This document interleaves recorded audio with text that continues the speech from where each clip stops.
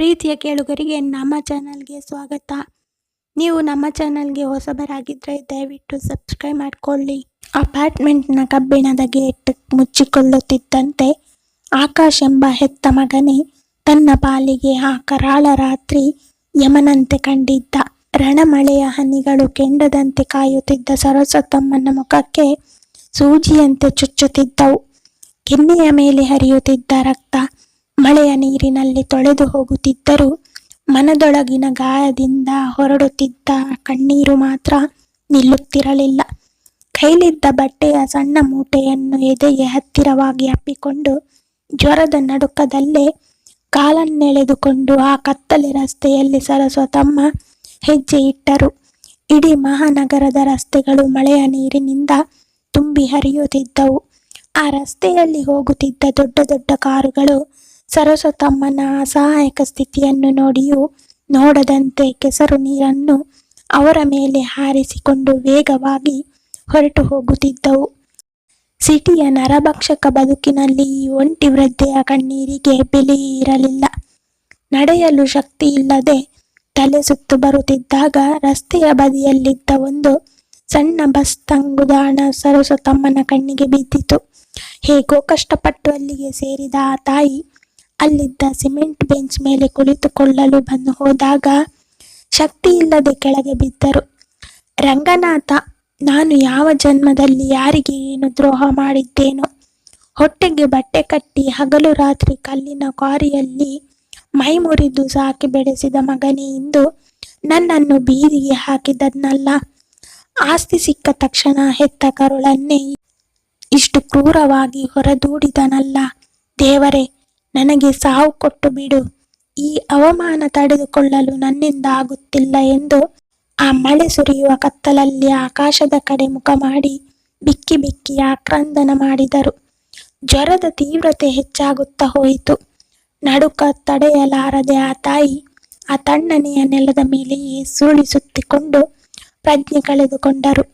ರಾತ್ರಿ ಕಳೆದು ಬೆಳಗ್ಗೆ ಮಳೆ ನಿಂತಾಗ ಅದೇ ರಸ್ತೆಯಲ್ಲಿ ದಿನ ಮುಂಜಾನೆ ತನ್ನ ಹಳೆಯ ಓಮ್ನಿ ಕಾರಿನಲ್ಲಿ ಅನಾಥರಿಗೆ ಅನ್ನ ಹಂಚಲು ಹೊರಡುತ್ತಿದ್ದ ಶಿವಣ್ಣ ಎಂಬ 60 ವರ್ಷದ ದಯಾಮಯಿ ಪುಣ್ಯಾತ್ಮನ ಕಣ್ಣಿಗೆ ಈ ವೃದ್ಧೆ ಬಿದ್ದರು. ಶಿವಣ್ಣ ಸಿಟಿಯ ಹೊರವಲಯದಲ್ಲಿ ಶ್ರೀ ಸಾಯಿ ಕರುಣಾ ಅನಾಥಾಶ್ರಮ ಎಂಬ ಸಣ್ಣ ಆಶ್ರಯ ತಾಣವನ್ನು ನಡೆಸುತ್ತಿದ್ದರು. ಬಸ್ ಸ್ಟ್ಯಾಂಡ್ನ ನೆಲದ ಮೇಲೆ ಕೆಸರು ಮುಖ ಮಾಡಿಕೊಂಡು ಹರಿದ ಸೀರೆಯಲ್ಲಿ ಜ್ವರದಿಂದ ನರಳುತ್ತಾ ಬಿದ್ದಿದ್ದ ಸರಸ್ವತಮ್ಮನನ್ನು ನೋಡಿದ ತಕ್ಷಣ ಶಿವಣ್ಣನ ಹೃದಯ ನಡುಗಿತು. ತಡ ಮಾಡದೆ ಕಾರಿನಿಂದ ಇಳಿದು ಓಡಿ ಬಂದ ಶಿವಣ್ಣ, ಅಮ್ಮ ಅಮ್ಮ, ಕಣ್ಣು ಬಿಡಿ ಎಂದು ಕರೆದರು. ಆದರೆ ಸರಸ್ವತಮ್ಮನ ದೇಹ ಮರದಂತೆ ಗಟ್ಟಿಯಾಗಿತ್ತು. ಉಸಿರಾಟ ತೀರಾ ತೀಕ್ಷ್ಣವಾಗಿತ್ತು.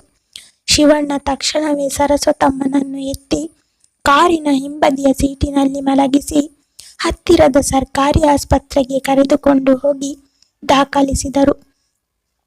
ವೈದ್ಯರು ತಪಾಸಣೆ ಮಾಡಿ, ಇವರಿಗೆ ವಿಪರೀತ ಜ್ವರವಿದೆ, ರಕ್ತದೊತ್ತಡ ತೀರಾ ಕಡಿಮೆಯಾಗಿದೆ, ಸರಿಯಾದ ಸಮಯಕ್ಕೆ ನೀವು ಕರೆದುಕೊಂಡು ಬರದಿದ್ದರೆ ಇವರ ಪ್ರಾಣವೇ ಹೋಗುತ್ತಿತ್ತು. ಯಾರೋ ತುಂಬ ಕ್ರೂರವಾಗಿ ಇವರ ಮೇಲೆ ಹಲ್ಲೆ ಮಾಡಿದ್ದಾರೆ. ಮೂಗಿನಿಂದ ರಕ್ತ ಬಂದಿದೆ ಎಂದು ಹೇಳಿದರು. 3 ದಿನಗಳ ಕಾಲ ಆಸ್ಪತ್ರೆಯಲ್ಲಿ ನಿರಂತರ ಚಿಕಿತ್ಸೆ ಮತ್ತು ಶಿವಣ್ಣನ ನಿಸ್ವಾರ್ಥ ಸೇವೆಯ ನಂತರ ಸರಸ್ವತಮ್ಮ ನಿಧಾನವಾಗಿ ಕಣ್ಣು ಬಿಟ್ಟರು.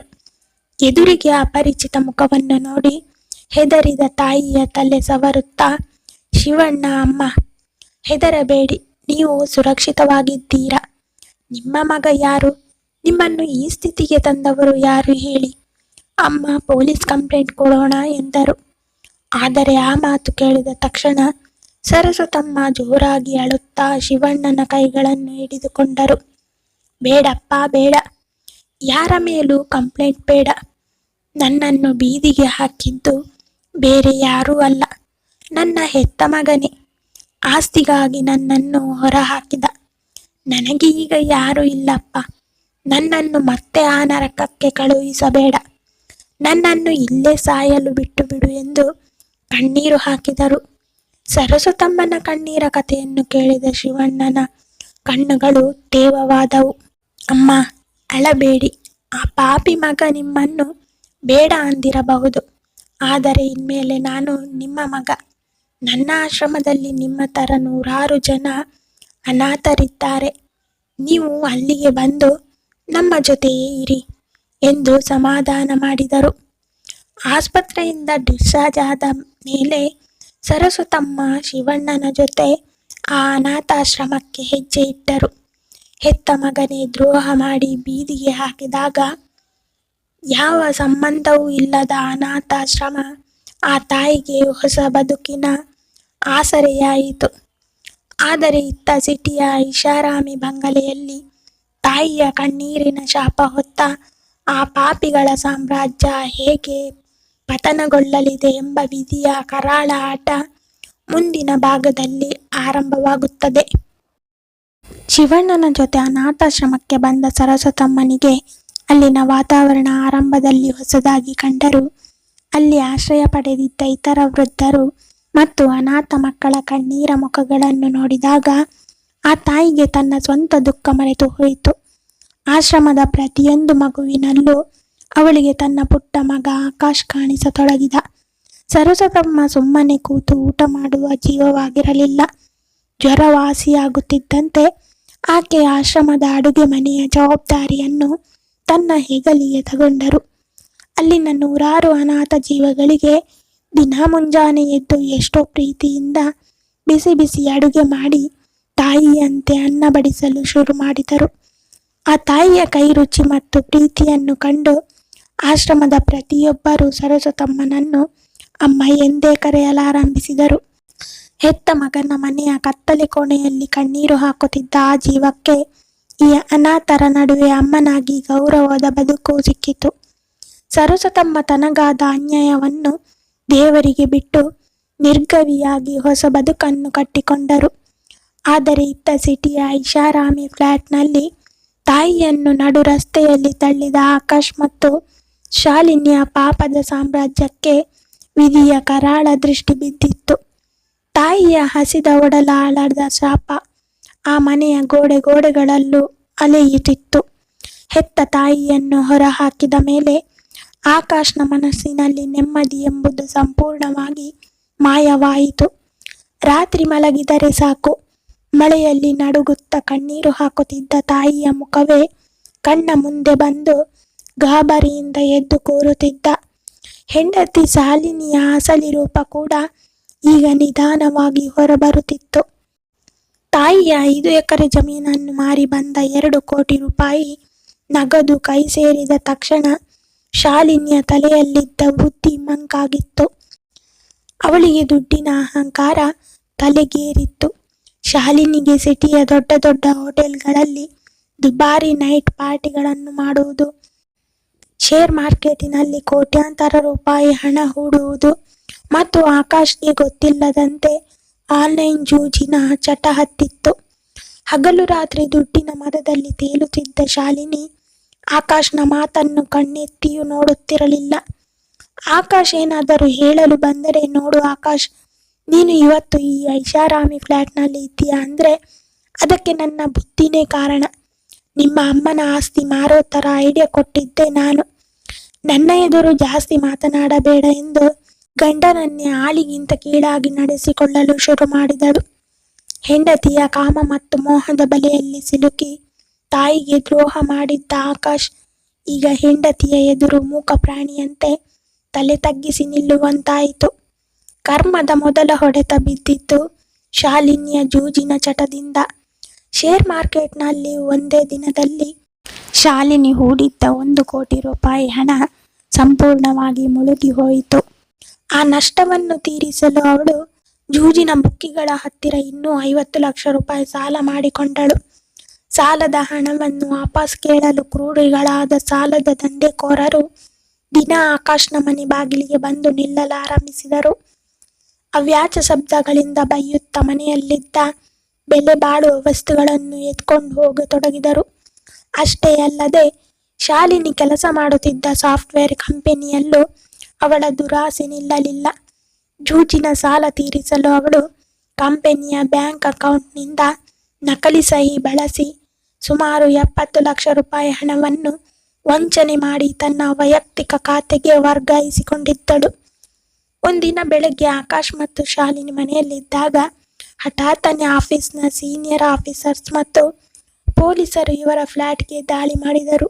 ಶಾಲಿನಿ ಮಾಡಿದ ಮಹಾ ವಂಚನೆಯ ಎಲ್ಲಾ ಸಾಕ್ಷ್ಯಾಧಾರಗಳು ಪೊಲೀಸರ ಕೈಯಲ್ಲಿದ್ದವು.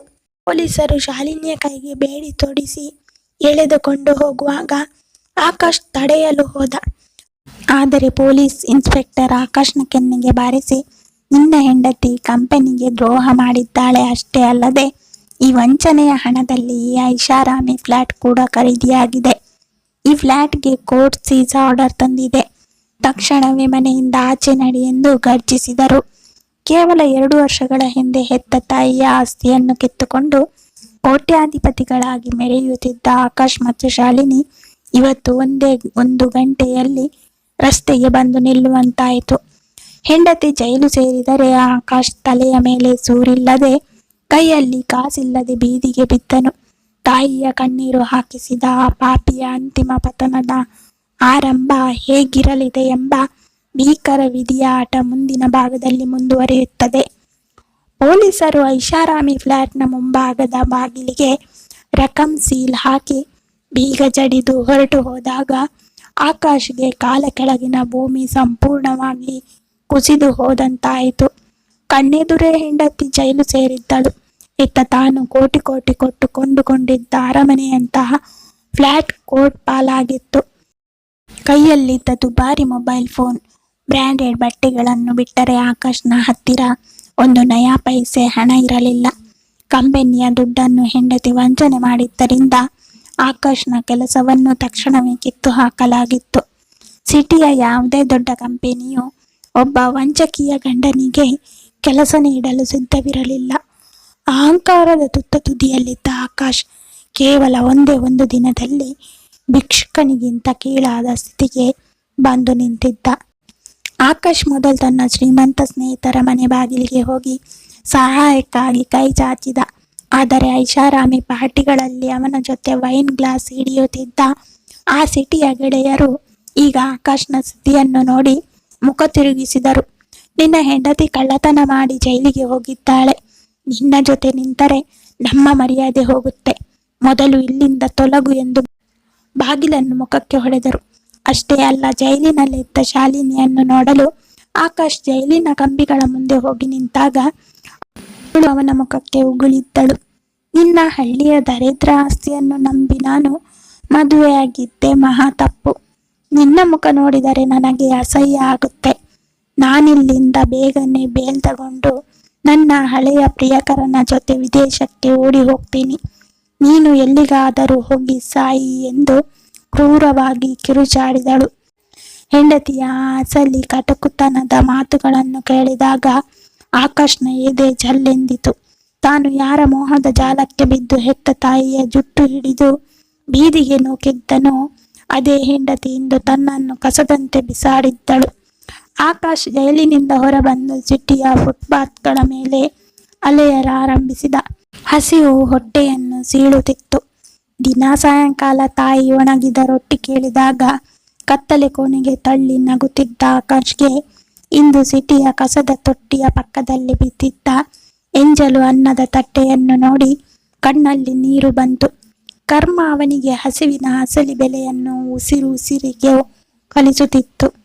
ದಿನಗಳು ಕಳೆದಂತೆ ಆಕಾಶ್ನ ಪರಿಸ್ಥಿತಿ ಇನ್ನೂ ಘೋರವಾಯಿತು. ಸರಿಯಾದ ಊಟವಿಲ್ಲದೆ ರಸ್ತೆ ಬದಿಯ ಕೊಳಕು ನೀರನ್ನು ಕುಡಿಯುತ್ತಿದ್ದರಿಂದ ಅವನಿಗೆ ತೀವ್ರವಾದ ಲಿವರ್ ರೋಗ ಆವರಿಸಿಕೊಂಡಿತು. ದೇಹವೆಲ್ಲ ಸೊರಗಿ ಕಡ್ಡಿಯಂತಾಯಿತು. ಕಣ್ಣುಗಳು ಹಳದಿಯಾಗಿ ಕಾಮಾಲೆ ರೋಗ ತುದಿಗೆ ತಲುಪಿತು.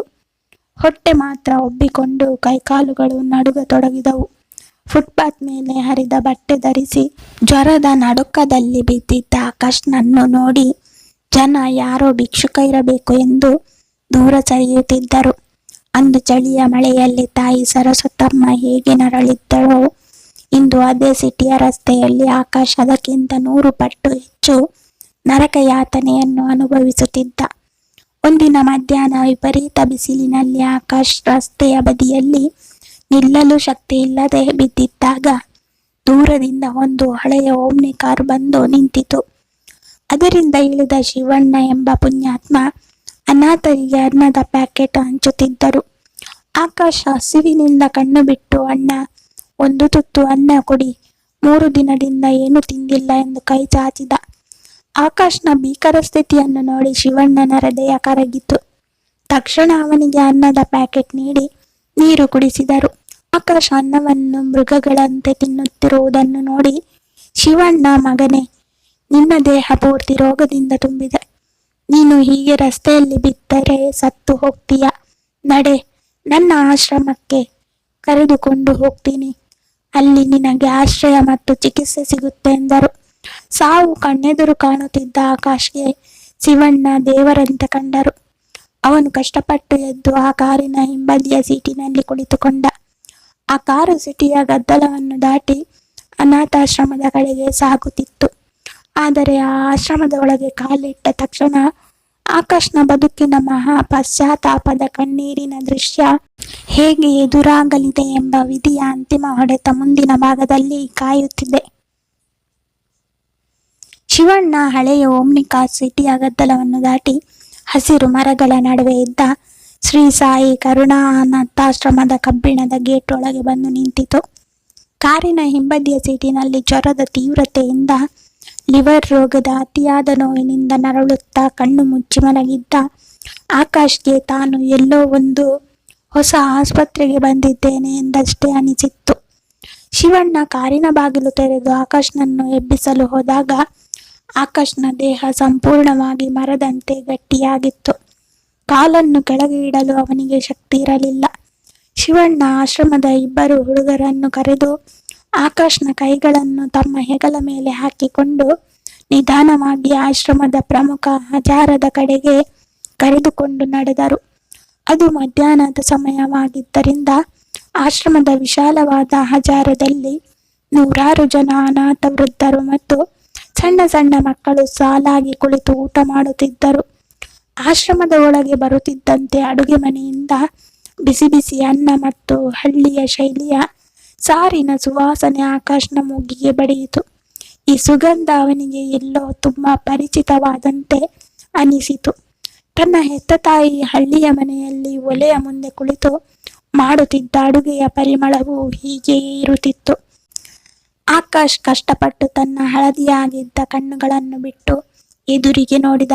ಅಲ್ಲಿ ಕಂಡ ಆ ಒಂದು ದೃಶ್ಯ ಅವನ ಎದೆಯನ್ನು ಸೀಳಿ ಇಡೀ ಪ್ರಾಣವನ್ನೇ ಹಿಂಡಿ ಆಚೆ ತೆಗೆದಂತಾಯಿತು. ಅಲ್ಲಿ ಆ ಇಡೀ ಅನಾಥಾಶ್ರಮದ ಮಕ್ಕಳಿಗೆ ಮತ್ತು ವೃದ್ಧರಿಗೆ ಬಿಳಿ ಬಣ್ಣದ ಸುಂದರವಾದ ಹತ್ತಿ ಸೀರೆಯುಟ್ಟು ದೇವತೆಯಂತೆ ಮುಖದಲ್ಲಿ ನಸುನಗು ಬೀರುತ್ತಾ ಪ್ರೀತಿಯಿಂದ ಅನ್ನ ಬಡಿಸುತ್ತಿದ್ದವರು ಬೇರೆ ಯಾರೂ ಅಲ್ಲ, ಸ್ವತಃ ಅವನ ಹೆತ್ತ ತಾಯಿ ಸರಸ್ವತಮ್ಮ. ಅಂದು ಕರಾಳ ರಾತ್ರಿ ತಾನು ಜುಟ್ಟು ಹಿಡಿದು ರಸ್ತೆಗೆ ತಳ್ಳಿದ್ದ ಅದೇ ತಾಯಿ ಇಂದು ಅನಾಥರ ಪಾಲಿಗೆ ಜಗನ್ಮಾತೆಯಾಗಿ ನಿಂತಿದ್ದರು. ತಾಯಿಯನ್ನು ಆ ಸ್ಥಿತಿಯಲ್ಲಿ ನೋಡಿದ ತಕ್ಷಣ ಆಕಾಶ್ನ ಕಾಲ ಕೆಳಗಿನ ಭೂಮಿ ನಡುಗಿದಂತಾಯಿತು. ತಾನು ಮಾಡಿದ ಘೋರ ಅಪರಾಧ, ಹೆಂಡತಿಯ ಮಾತು ಕೇಳಿ ಹೆತ್ತ ಕರುಳಿಗೆ ಮಾಡಿದ ನಂಬಿಕೆ ದ್ರೋಹ, ಕ್ರೌರ್ಯದ ಪ್ರತಿಯೊಂದು ದೃಶ್ಯವೂ ಅವನ ಕಣ್ಣ ಮುಂದೆ ಸಿನಿಮಾ ರೀಲಿನಂತೆ ಓಡಲಾರಂಭಿಸಿತು. ಅವನ ಕಣ್ಣುಗಳಿಂದ ಕಣ್ಣೀರು ಧಾರಾಕಾರವಾಗಿ ಹರಿಯಲು ಶುರು ಮಾಡಿತು.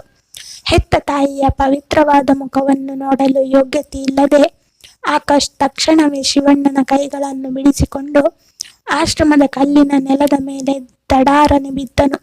ಹಜಾರದಲ್ಲಿದ್ದವರೆಲ್ಲ ಗಾಬರಿಯಿಂದ ನೋಡುತ್ತಿದ್ದರು. ಸರಸ್ವತಮ್ಮ ಕೂಡ ಕೈಲಿದ್ದ ಅನ್ನದ ಪಾತ್ರೆಯನ್ನು ಪಕ್ಕಕ್ಕಿಟ್ಟು ಯಾರೆಂದು ನೋಡಲು ಹತ್ತಿರ ಬಂದರು. ಹರಿದ ಬಟ್ಟೆ ಧರಿಸಿ ಲಿವರ್ ರೋಗದಿಂದ ಹೊಟ್ಟೆ ಉಬ್ಬಿಕೊಂಡು ಕಡ್ಡಿಯಂತಾಗಿದ್ದ ಆ ಭಿಕ್ಷುಕನ ರೂಪದ ಮಗನನ್ನು ನೋಡಿದ ತಕ್ಷಣ ಸರಸ್ವತಮ್ಮನ ಕೈಕಾಲುಗಳು ನಡುಗಿದವು. ತಾಯಿ ಕರುಳು ತನ್ನ ಮಗನನ್ನು ಗುರುತಿಸಲು ಒಂದೇ ಒಂದು ಕ್ಷಣವೂ ತಡ ಮಾಡಲಿಲ್ಲ. ಆಕಾಶ್, ಮಗನೇ ಎಂದು ಸರಸ್ವತಮ್ಮನ ಬಾಯಿಂದ ಕರುಳು ಹಿಂಡುವಂತಹ ಕಿರುಚಾಟ ಹೊರಬಂದಿತು. ಕೈಲಿದ್ದ ಸೌಟು ಕೆಳಗೆ ಬಿದ್ದಿತು. ತಾಯಿ ಓಡಿ ಬರುವುದನ್ನು ನೋಡಿದ ಆಕಾಶ್ ನೆಲದ ಮೇಲೆಯೇ ಹರಿದಾಡುತ್ತಾ ತಾಯಿಯ ಪಾದಗಳನ್ನು ಗಟ್ಟಿಯಾಗಿ ಬಿಗಿದಪ್ಪಿಕೊಂಡನು. ಅಮ್ಮ, ನನ್ನನ್ನು ಕ್ಷಮಿಸಿ ಬಿಡಮ್ಮ. ನಾನು ಮಗನಲ್ಲ, ಹೆತ್ತ ತಾಯಿಗೆ ದ್ರೋಹ ಮಾಡಿದ ಮಹಾಪಾಪಿ ನಾನು. ನಿನ್ನ ಹಸಿದ ಹೊಟ್ಟೆಯಲ್ಲಿ ಕಣ್ಣೀರು ಹಾಕಿಸಿದ ಕಟುಕ ನಾನು. ಇವತ್ತು ಆ ಪಾಪಕ್ಕೆ ನನಗೆ ತಕ್ಕ ಶಿಕ್ಷೆ ಸಿಕ್ಕಿದೆ ಅಮ್ಮ ಎಂದು ಆಶ್ರಮದ ಇಡೀ ಗೋಡೆಗಳು ನಡುಗುವಂತೆ ಜೋರಾಗಿ ಬಿಕ್ಕಿ ಬಿಕ್ಕಿ ಅಳಲು ಶುರು ಮಾಡಿದ. ತಾಯಿಯನ್ನು ಬೀದಿಗೆ ಹಾಕಿದ ಮಗನೇ ಇವತ್ತು ಅದೇ ತಾಯಿಯ ಕಾಲಬುಡಕ್ಕೆ ಭಿಕ್ಷುಕನಾಗಿ ಬಂದು ಬಿದ್ದಿದ್ದ. ಕರ್ಮದ ಅಂತಿಮ ನ್ಯಾಯದ ಆ ಕಣ್ಣೀರಿನ ಮಹಾಮುಕ್ತಾಯ ಮುಂದಿನ ಕೊನೆಯ ಭಾಗದಲ್ಲಿ ತೆರೆದುಕೊಳ್ಳುತ್ತದೆ. ಆಶ್ರಮದ ಕಲ್ಲಿನ ನೆಲದ ಮೇಲೆ ಬಿದ್ದು ಹೆತ್ತ ತಾಯಿಯ ಪಾದಗಳನ್ನು ಗಟ್ಟಿಯಾಗಿ ಹಿಡಿದುಕೊಂಡು ಆಕಾಶ್ ಪ್ರಾಣವೇ ಹೋಗುವಂತೆ ಅಳುತ್ತಿದ್ದ. ಆ ದೃಶ್ಯವನ್ನು ಕಂಡು ಆಶ್ರಮದಲ್ಲಿದ್ದ ನೂರಾರು ವೃದ್ಧರು ಹಾಗೂ ಶಿವಣ್ಣ ಮೂಕವಿಸ್ಮಿತರಾಗಿ ಕಣ್ಣೀರು ಹಾಕುತ್ತಾ ನಿಂತಿದ್ದರು.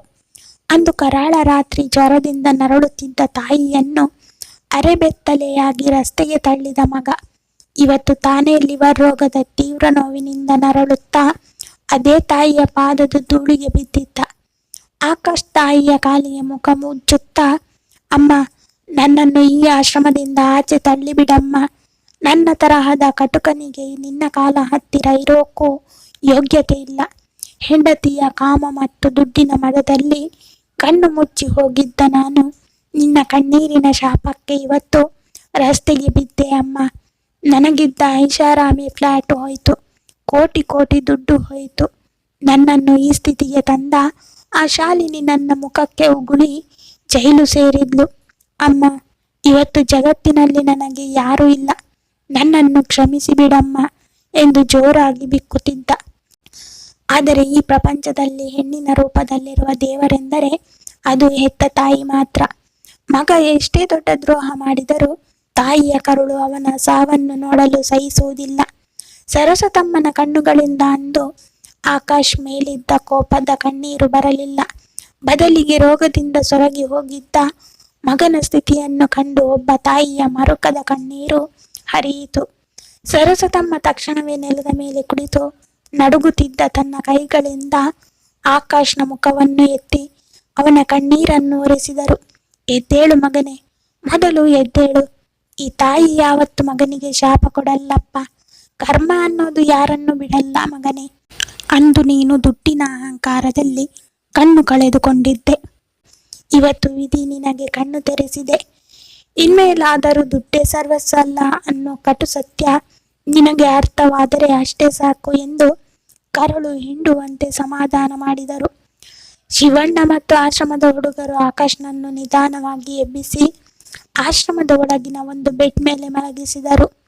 ಸರಸ್ವತಮ್ಮ ಅಡುಗೆ ಮನೆಗೆ ಓಡಿ ಹೋಗಿ ತಾವೇ ಕೈಯಾರೆ ಮಾಡಿದ ಬಿಸಿ ಬಿಸಿ ಗಂಜಿಯನ್ನು ಒಂದು ತಟ್ಟೆಗೆ ಹಾಕಿಕೊಂಡು ಮಗನ ಹತ್ತಿರ ಬಂದರು. ಕೈಕಾಲುಗಳು ನಡುಗುತ್ತಿದ್ದ ಆಕಾಶ್ನ ತಲೆಯನ್ನು ತನ್ನ ಮಡಿಲ ಮೇಲೆ ಇಟ್ಟುಕೊಂಡು ತಾಯಿ ಎಷ್ಟೋ ಪ್ರೀತಿಯಿಂದ ಮಗನಿಗೆ ಒಂದೊಂದೇ ತುತ್ತು ಅನ್ನವನ್ನು ಬಡಿಸಲು ಶುರು ಮಾಡಿದರು. ಆಕಾಶ್ ಗಂಜಿಯ ಪ್ರತಿಯೊಂದು ತುತ್ತನ್ನು ನುಂಗುವಾಗಲೂ ಕಣ್ಣೀರು ಹಾಕುತ್ತಿದ್ದ. ಅಂದು ಕೋಟಿ ಕೋಟಿ ಆಸ್ತಿ ಇದ್ದಾಗಲೂ ಸಿಗದ ನೆಮ್ಮದಿ ಮತ್ತು ರುಚಿ ಇವತ್ತು ಅನಾಥಾಶ್ರಮದ ಆ ಸಣ್ಣ ತಟ್ಟೆಯ ಗಂಜಿಯಲ್ಲಿ ಅವನಿಗೆ ಸಿಕ್ಕಿತ್ತು. ಹೆತ್ತ ತಾಯಿಯ ಪ್ರೀತಿಯ ಅನ್ನ ಅವನ ಆತ್ಮಕ್ಕೆ ಜೀವನದ ಅಸಲಿ ಸತ್ಯವನ್ನು ಬೋಧಿಸಿತ್ತು. ಆಕಾಶ್ನ ಲಿವರ್ ರೋಗ ತುತ್ತ ತುದಿಗೆ ತಲುಪಿದ್ದರಿಂದ ವೈದ್ಯರು ಅವನಿಗೆ ಇನ್ನು ಕೆಲವೇ ದಿನಗಳು ಮಾತ್ರ ಆಯಸ್ಸಿರೋದು ಎಂದು ಶಿವಣ್ಣನಿಗೆ ತಿಳಿಸಿದ್ದರು. ಆದರೆ ಆಕಾಶ್ಗೆ ತನ್ನ ಸಾವಿನ ಭಯ ಇರಲಿಲ್ಲ. ತನಗೆ ಉಳಿದಿರುವ ಅಲ್ಪ ದಿನಗಳ ಕಾಲ ಹೆತ್ತ ತಾಯಿಯ ಸೇವೆಯನ್ನು ಮಾಡುತ್ತಾ ಆಶ್ರಮದ ಅನಾಥ ಮಕ್ಕಳಿಗೆ ಸಹಾಯ ಮಾಡುತ್ತಾ ಕಳೆಯಲು ನಿರ್ಧರಿಸಿದ. ದುಡ್ಡಿನ ಬೆನ್ನತ್ತಿ ಹೋದರೆ ಕೊನೆಗೆ ಸಿಗುವುದು ಕೇವಲ ಒಂಟಿತನ ಮತ್ತು ಕಣ್ಣೀರು ಎಂಬ ಕಟು ಸತ್ಯವನ್ನು ಅವನು ಅರಿತುಕೊಂಡಿದ್ದ. ಆಸ್ತಿ, ಅಂತಸ್ತು, ಸುಂದರ ಹೆಂಡತಿ ಎಲ್ಲವೂ ಕರಗುವ ಮಂಜಿನಂತೆ. ಆದರೆ ಹೆತ್ತ ತಾಯಿಯ ನಿಸ್ವಾರ್ಥ ಪ್ರೀತಿ ಮಾತ್ರ ಎಂದಿಗೂ ಅಳಿಯದ ದೈವಿಕ ಸತ್ಯ ಎಂದು ಆಕಾಶ್ ಕೊನೆಗೂ ಮನಗಂಡಿದ್ದ. ತಾಯಿಯ ಕಾಲಬುಡದಲ್ಲಿ ಅವನಿಗೆ ಮೋಕ್ಷ ಸಿಕ್ಕಿತ್ತು. ಸ್ನೇಹಿತರೆ, ಇಂದಿನ ಕತೆ ಇಲ್ಲಿಗೆ ಮುಕ್ತಾಯವಾಗಬಹುದು. ಆದರೆ ಇದು ಕೇವಲ ಒಂದು ಕಥೆಯಲ್ಲ. ಇಂದಿನ ಕಟ್ಟು ಸಮಾಜದ ಕನ್ನಡಿ, ದುಡ್ಡಿನ ಮದ, ಹೆಂಡತಿಯ ವ್ಯಾಮೋಹ ಮತ್ತು ಸಿಟಿಯ ಬಣ್ಣದ ಪ್ರಪಂಚದಲ್ಲಿ ಕಣ್ಣು ಕಳೆದುಕೊಂಡು ಹೆತ್ತ ತಾಯಿಯನ್ನೇ ಬೀದಿಗೆ ಹಾಕಿದ ಆಕಾಶ್ನಿಗೆ ಕೊನೆಗೆ ಕರ್ಮ ಹೇಗೆ ಶಿಕ್ಷೆ ನೀಡಿತು ಎಂಬುದನ್ನು ನೀವೇ ನೋಡಿದ್ರಿ. ಇವತ್ತು ನಮ್ಮ ಸಮಾಜ ಎಲ್ಲೋ ಒಂದು ಕಡೆ ತಪ್ಪು ದಾರಿಯಲ್ಲಿ ಸಾಗುತ್ತಿದೆ. ಕೈ ತುಂಬ ಸಂಬಳ, ಬ್ಯಾಂಕ್ ಬ್ಯಾಲೆನ್ಸ್, ದೊಡ್ಡ ಕಾರು, ಬಂಗಲೆ ಬಂದ ತಕ್ಷಣ ನಮ್ಮಲ್ಲಿ ಎಷ್ಟೋ ಜನಕ್ಕೆ ಹೆತ್ತ ತಂದೆ ತಾಯಿ ಹಳೆಯವರಾಗಿ ಕಸದಂತೆ ಕಾಣಲು ಶುರು ಮಾಡುತ್ತಾರೆ. ಆದರೆ ನಾವೊಂದು ವಿಷಯವನ್ನು ಮರೆಯಬಾರದು. ನಾವು ಇವತ್ತು ಈ ಜಗತ್ತನ್ನು ನೋಡಿದ್ದೇವೆ, ಸುಂದರವಾದ ಬಟ್ಟೆ ಉಟ್ಟು ಓಡಾಡುತ್ತಿದ್ದೇವೆ ಎಂದರೆ ಅದಕ್ಕೆ ಕಾರಣ ಅಂದು ನಮ್ಮ ಹೆತ್ತ ತಾಯಿ ತಾನು ಹರಿದ ಸೀರೆಯುಟ್ಟು ಹೊಟ್ಟೆಗೆ ಬಟ್ಟೆ ಕಟ್ಟಿ ನಮಗಾಗಿ ಸುರಿಸಿದ ರಕ್ತದ ಬೆವರು. ಹೆತ್ತ ತಾಯಿಗಿಂತ ದೊಡ್ಡ ದೇವರು ಈ ಬ್ರಹ್ಮಾಂಡದಲ್ಲಿ ಬೇರೊಬ್ಬರಿಲ್ಲ. ತಾಯಿಯ ಕಣ್ಣೀರನ್ನು ಹಾಕಿಸಿದ ಯಾವೊಬ್ಬ ಮಗನು ಎಷ್ಟೇ ಕೋಟಿ ದುಡಿದರೂ ಈ ಜಗತ್ತಿನಲ್ಲಿ ನೆಮ್ಮದಿಯಿಂದ ಬದುಕಲು ಸಾಧ್ಯವೇ ಇಲ್ಲ. ಕರ್ಮ ಅನ್ನೋದು ತುಂಬಾ ಶಕ್ತಿಶಾಲಿ. ನಾವು ಇಂದು ಹೆತ್ತವರಿಗೆ ಏನನ್ನು ನೀಡುತ್ತೇವೋ ನಾಳೆ ನಮ್ಮ ಮಕ್ಕಳು ನಮಗೆ ಅದನ್ನೇ ಮರಳಿ ನೀಡುತ್ತಾರೆ. ಇಂದಿನ ಯುವ ಪೀಳಿಗೆಗೆ ನನ್ನದೊಂದು ವಿನಂತಿ. ನಿಮ್ಮ ಹೆಂಡತಿ ಅಥವಾ ಸ್ನೇಹಿತರು ಎಷ್ಟು ಮುಖ್ಯವೋ ಅವರಿಗಿಂತ 100 ಪಟ್ಟು ಮುಖ್ಯ ನಿಮ್ಮನ್ನು ಹೆತ್ತು ಸಾಕಿ ಬೆಳೆಸಿದ ವೃದ್ಧ ತಂದೆ ತಾಯಿ. ವಯಸ್ಸಾದ ಕಾಲದಲ್ಲಿ ಅವರಿಗೆ ನಿಮ್ಮ ದುಡ್ಡು ಬೇಡ, ಬಂಗಲೆ ಬೇಡ. ಅವರಿಗೆ ಬೇಕಾಗಿರುವುದು ಕೇವಲ ನಿಮ್ಮ ಪ್ರೀತಿಯ 2 ಮಾತುಗಳು ಮತ್ತು ಗೌರವ. ಅವರ ಕೊನೆಯ ದಿನಗಳಲ್ಲಿ ಅವರನ್ನು ಅನಾಥಾಶ್ರಮಕ್ಕೆ ತಳ್ಳಬೇಡಿ. ನಿಮ್ಮ ಕಣ್ಣೆದುರೇ ದೇವತೆಯಂತೆ ನೋಡಿಕೊಳ್ಳಿ. ಹಾಗೂ ಇಂದಿನ ಹಿರಿಯ ಜೀವಗಳಿಗೆ ಮಕ್ಕಳು ತಪ್ಪು ಮಾಡಿದಾಗ ಅವರಿಗೆ ಪ್ರೀತಿಯಿಂದ ಸಂಸ್ಕಾರ ಕಲಿಸಿ. ಆಸ್ತಿ ಅಂತಸ್ತನ್ನು ಕಣ್ಣು ಮುಚ್ಚಿ ಮಕ್ಕಳ ಹೆಸರಿಗೆ ಬರೆಯುವ ಮುನ್ನ ಅವರಿಗೆ ಒಳ್ಳೆಯ ಗುಣಗಳ ಆಸ್ತಿಯನ್ನು ನೀಡಿದ್ದೀನಾ ಎಂಬುದನ್ನು ಖಾತ್ರಿಪಡಿಸಿಕೊಳ್ಳಿ. ಸ್ನೇಹಿತರೆ, ಈ ಕಥೆ ನಿಮ್ಮ ಹೃದಯಕ್ಕೆ ಮುಟ್ಟಿದ್ದರೆ, ಇಂದಿನ ಸಮಾಜಕ್ಕೆ ಒಂದು ಒಳ್ಳೆಯ ಸಂದೇಶ ನೀಡಿದೆ ಅಂತ ನಿಮಗನಿಸಿದರೆ ದಯವಿಟ್ಟು ವಿಡಿಯೋವನ್ನು ಲೈಕ್ ಮಾಡಿ ಮತ್ತು ನಿಮ್ಮ ಪ್ರತಿಯೊಬ್ಬ ಸ್ನೇಹಿತರಿಗೂ ಶೇರ್ ಮಾಡಿ. ಹೆತ್ತ ತಾಯಿಯ ಬೆಲೆ ಏನು ಎಂಬುದನ್ನು ಪ್ರತಿಯೊಬ್ಬ ಮಗನೂ ಅರಿಯಲಿ. ಇದೇ ತರಹದ ಸಮಾಜಕ್ಕೆ ಸಂದೇಶ ನೀಡುವ, ಕಣ್ಣೀರು ತರಿಸುವ ಅದ್ಭುತ ಕಥೆಗಳಿಗೆ ನಮ್ಮ ಚಾನಲನ್ನು ಸಬ್ಸ್ಕ್ರೈಬ್ ಮಾಡಿಕೊಳ್ಳಿ. ಪಕ್ಕದಲ್ಲಿರುವ ಬೆಲ್ ಬಟನ್ ಅನ್ನು ಕ್ಲಿಕ್ ಮಾಡಿ. ಧನ್ಯವಾದ.